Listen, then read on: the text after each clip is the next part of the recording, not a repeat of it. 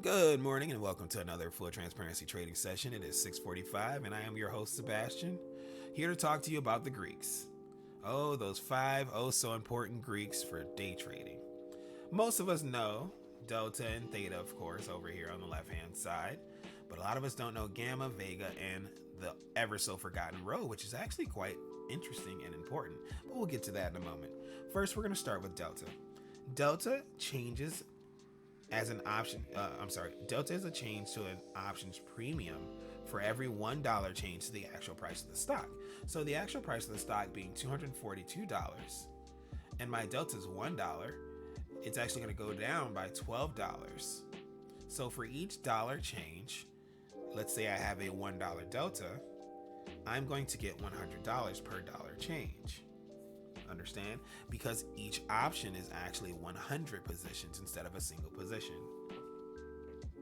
So for every dollar it falls, I'm going to lose $100. Unless, of course, I'm in puts, which we'll get to in a second. Put options have a negative delta since they are the opposite of call options. There are some variances and nuances, which you'll learn as time goes on. But if you see a negative delta, that's because you're in a put option. If you see a positive delta with no negative sign or minus sign, that is because you're in a call option. The next and the second most important one to me personally is actually not theta, it's gamma. Gamma is a change for your delta for every $1 change to share price. So an aggressive move will boost your delta, will boost your gamma higher, or reduce your delta significantly. Say you have a a 0.05 or 5 cent gamma to that $1 delta that you had, and then the stock goes up by $1. Instead of the stock going up by exactly $1, it will then proceed to change to $1.05. Say, for instance, it was to go down $1. Gamma would change your options play from a $1 to a 0.95 cent. So that a lot of times when you see that change, you're thinking that it's theta or it's time decay that's eating you up. No, if then let's say your stock fell like $5 or whatever, it changes your gamma, which reduces your delta or increases your delta, and the inverse. And then let's move on to the next one. So the next one, of course, is our ever so popular theta. And theta is the Greek that is responsible for time decay. And to explain that, say for every day that passes, your option will lose its theta value, even on weekends and non-trading days. It does not matter what day of the week it is. It does not matter if you can't trade that day. Theta will continue to eat away at your profit. Then you have Vega here. Vega represents your options premium and the changes that I'll see for each and every 1% change in implied volatility, or IV. So sometimes you'll get those IV crushes. Or it's more so how the market movers expect your options to move. So if they expect it to be a big move, you'll have a large Vega. If they expect it to be a small move, you have a smaller Vega, or sense of implied volatility. Rho, which is often the overlooked, is responsible for changes to your options premium for every 1% in the federal funds rate. So when the Fed speaks, if there's different changes there, it can change your premium there. Let's go ahead and close this. Now that brings me over to my earnings plays. So I made 2 earnings plays, as you guys know, and I'll show you how I got to make my decision on when I was going to enter. And the most important things was, first off, these were a week out. Currently, I'm sitting at a $6 delta on Tesla. So that's $6 per every dollar move, and it moved aggressively down $10. So obviously Gamma is going to rise my delta up, and I'm going to get more because of the aggressive move. So I should say negative $6 because I put in puts. And then I had I had a smaller position on my Netflix, but Netflix ran up 40, 50 to $50. So we're down here. I actually bought in at 53, and we're up here at almost $40 exactly. We're at 392 when the market opens up. And I'll show you in a second how I decided on these 2 stocks. Well, first and foremost, I needed to figure out a range. More important than the zone when earnings is coming up is the range. You need to pick a range where it's hitting consistently And you need to know that it's going to hold in between that range, especially if you're going to hold more than one day so that you can make it through earnings. And I held multiple days. So looking back at time, if you look on the 4 hours, I'm seeing us hit this range right here where we finally locked in at just below 260, down here at this 254 to 255 area. So I got in right here at 253 and some change, or 253.56, which is exactly where I was. I got in right there. It kind of varied up and down a little bit. So over the time and time decay, which is theta, I would lose a couple of dollars, but I wasn't worried because I was very confident in my play. A large thing of making an earnings play is actually your confidence and understanding in the company itself. I was well aware of the changes that Tesla had going on, have been negative in the public eye. Elon Musk is always on Twitter telling us things and doing different things, but there's been some price reductions in the vehicles. So obviously if there's a price reduction in vehicles and you're still delivering the same amount of vehicles, you're going to take a hit to your revenue, and then it's going to take a hit with your investors. So when you have a hit with your investors, the price is going to fall, and it's as simple as that. So I found this zone. I found that we'd be within this 248 to 260 range. So I bought a couple of options in there, and I was like, okay, I won't get theta crushed and I won't get killed if the options go up and down, because options are actually more expensive when you buy them further out. And I was like, in reality, all I needed was survivability, because if I survived through earnings and the play went my way, there's no 100% certainty that the play is going to go my way. I was just extremely confident in this move based off of the history of the actual timing of options and earnings. So the play goes my way, then obviously if I lose, like, let's say $30-$40 off of the trade, I'm still gonna get a blast. So I'm at $6.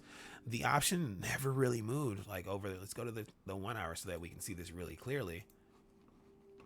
If you look at the week, we stayed perfectly in this range. And this is what I say by, you want to find the range of an option perfectly within this range right here between 256 and 248. That's an $8 play that was never going to kick me out of my options trade, and I was in there as long as we didn't blow through 260, excuse me, had to hit the cough button for a second. Still got that code. As long as we didn't blow through 260, I was perfectly safe to hold my trade the whole time. And we fell below and then came back up. We fell below and then came back up. And yes, theta and time decay will go ahead and eat up some of your profits over time, but I'm not worried about that. I just needed to make it through to the actual time where earnings happened. We fell on the day of earnings, so I actually gained back all of the money that I lost before earnings even happened. We shot up right here with a few people who were confident after hours, and then we immediately plummeted to where we're actually supposed to be. Now you'll see that I have these price levels here, and these are my expectations of where the market could go should we continue to fall. The first level being this 229, which we've already hit, so I can go ahead and back out of that. We'll hit 229 in the morning.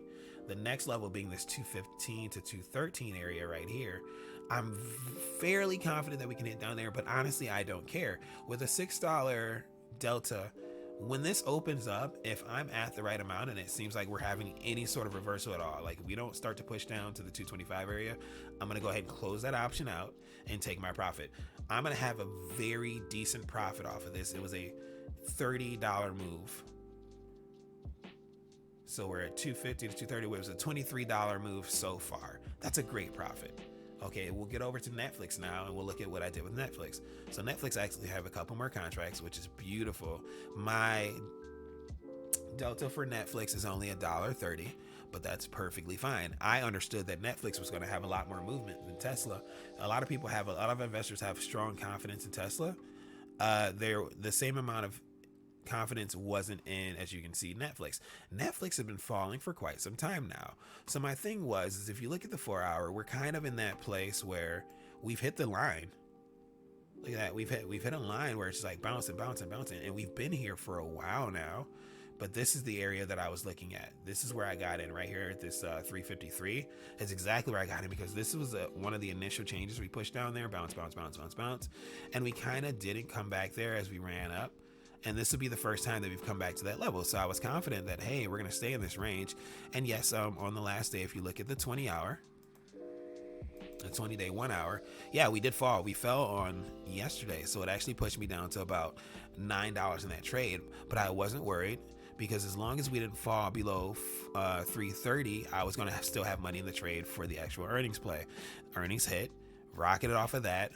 People went crazy. Funny thing, people actually did the same thing that they did for Nvidia. They bought these right at the close. So like a crazy amount of orders came through the close, and we haven't actually got the earnings. The earnings was highly positive, so we will push up some more.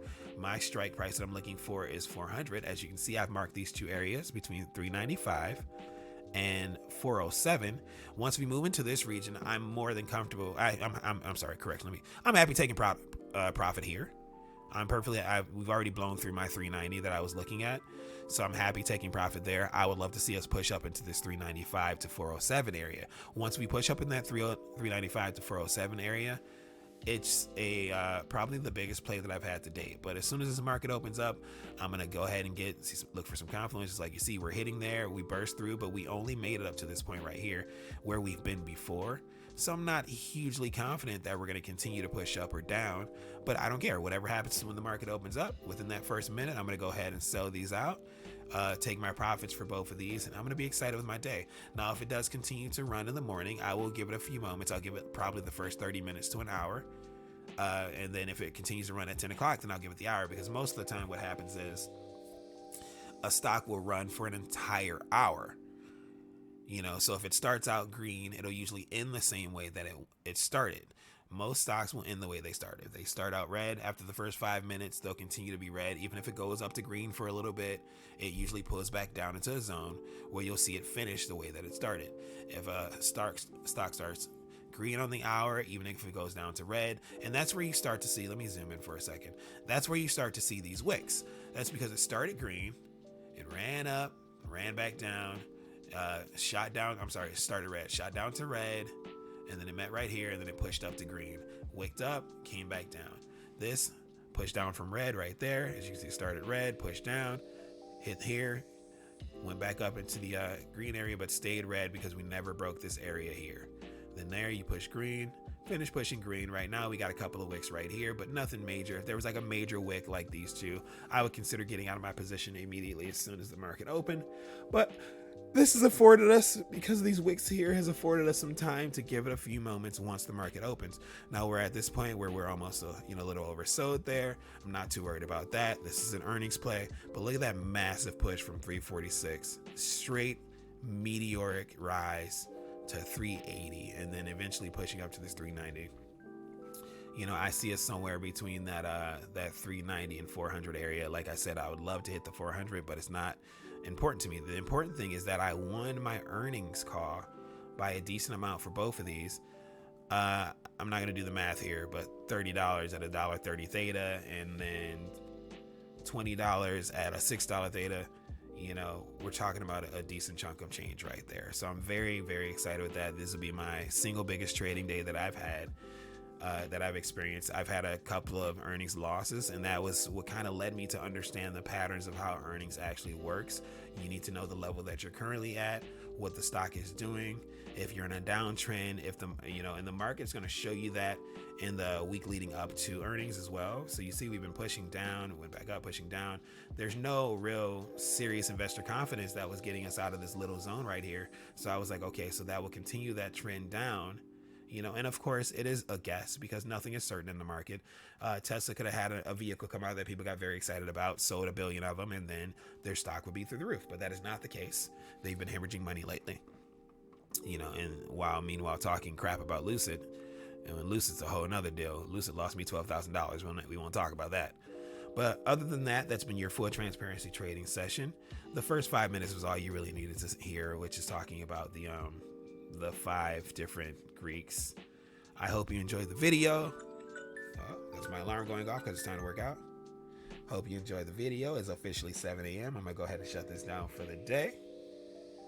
Be safe out there. Best of luck trading today.